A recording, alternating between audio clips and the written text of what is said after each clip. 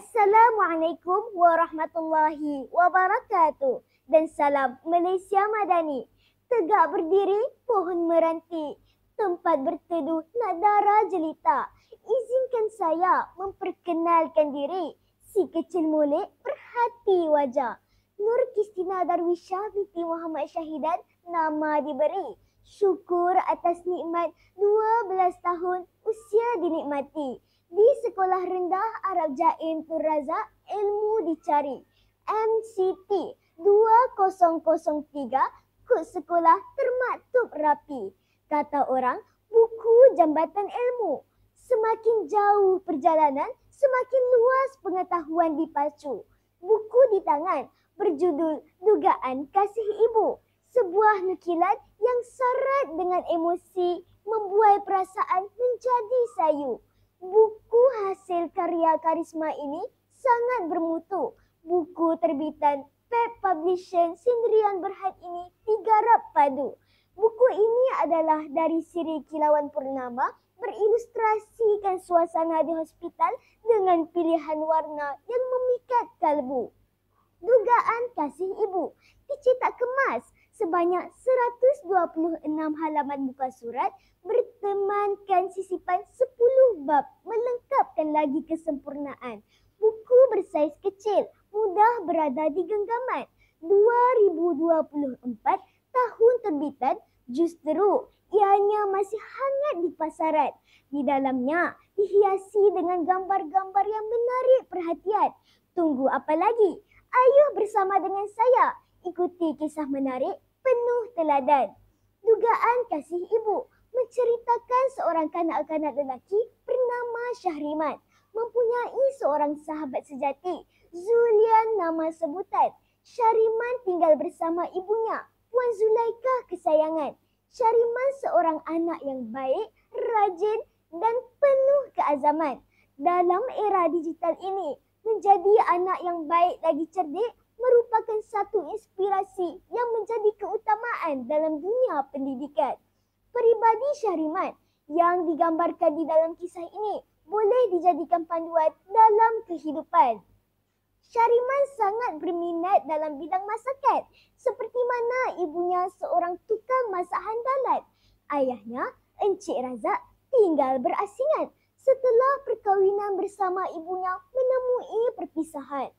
Puan Zulaikah bekerja sebagai tukang masak di warung berdekatan. Masakan tom yamnya menjadi kegemaran bukan sahaja penduduk luar, malahan menjadi menu wajib penduduk tempatan.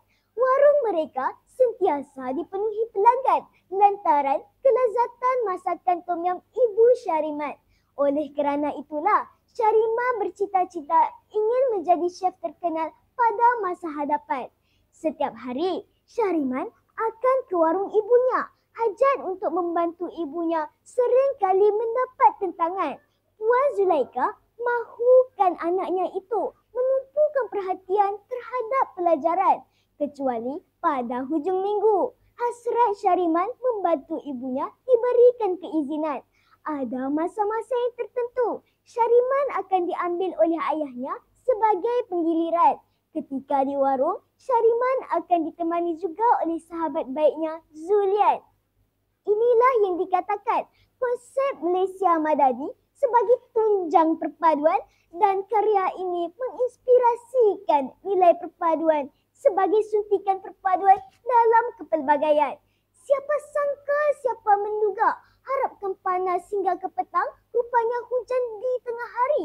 Kehadiran seorang pembantu warung Puan Zulaikah, iaitu seorang pemuda bernama Aman, begitu menguji kesabaran. Aman tidak mesra dengan pelanggan, malah sanggup menceroboh kedai Puan Zulaikah untuk mencuri beberapa peralatan masakan. Perbuatan Aman amat menyakitkan hati Syahriman. Dia tidak teragak-agak membuat teguran. Ibarat sudah jatuh ditimpa tangga, dugaan datang bertimpa-timpa. Sudahlah tiada pendapatan. Ibunya pula disahkan menghidapi ketumbuhan otak yang memerlukan pembedahan. Ketika inilah Puan Zulaikah mengharapkan bekas suaminya dapat menjaga Syahriman semasa dia menerima rawatan. Syariman menangis semahunya. Melihatkan kesedihan Syariman yang tak terbendungkan lagi, Encik Razak mengizinkan anaknya berada di sisi bekas isterinya. Dalam kesedihan, ada berita yang melagakan sedikit perasaan. Menurut Encik Razak, Aman telah berjaya ditangkap polis dan diberikan hukuman. Kesimpulannya, novel dugaan kasih ibu ini begitu dekat di hati. Ketika selesai membaca ayat terakhir dalam karya ini, saya bertekad untuk menjadi anak yang berakhlak terpuji dan bercita-cita tinggi untuk membalas jasa ibu dan ayah yang disayangi. Kasih ibu membawa ke surga, kasih ayah berkorban jiwa. Sekian, terima kasih.